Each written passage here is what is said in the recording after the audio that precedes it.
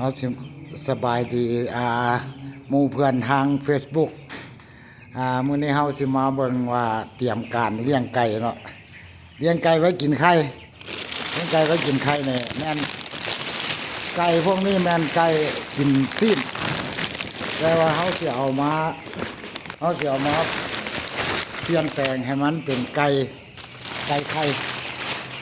มีอยู่ประมาณ100 ตัวนี่ตอนนี้กำลังอนุบาลอยู่มันบ้านแข็งแห้งปันใดมันก็สิมีตายแด่เล็กๆน้อย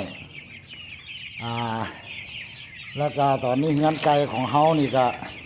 ใกล้สิแล้วละสิพาย่างไปเบิ่งเฮือนไก่กำลังเฮ็ดแต่ว่ามื้อนี้มันหนาวหลายประมาณ29 องศาประมาณตอนนี้นะ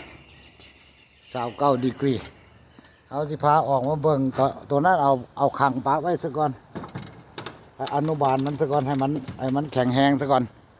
จังเสียวออกมาทางนอกนี่แม่นเฮือนไก่เฮาได้เว้าไปผ่านมาหั่นแม่นเอาถังน้ำมาดัดแปลงเป็นโลกไก่อันนั้นก็แม่นเฮือไปหาปลาอันนี้กำลังมื้อนี้เฮ็ดบ่ได้เพราะมันหนาวหลายกำลังสิขึ้นขึ้นตะนางเนาะเอาตะนางอ้อมเพราะว่าเมืองอันนี้มันมีลักคูนมีหยังย่านมากินไก่เขานี่แม่นนี่ตะนางก็ซื้อมาละเรียบร้อยละแต่ว่ายังบ่ทันได้เอาใส่เถื่อเพราะมันหนาวหลายเอารายการต่อไปหั่นซีเมนการ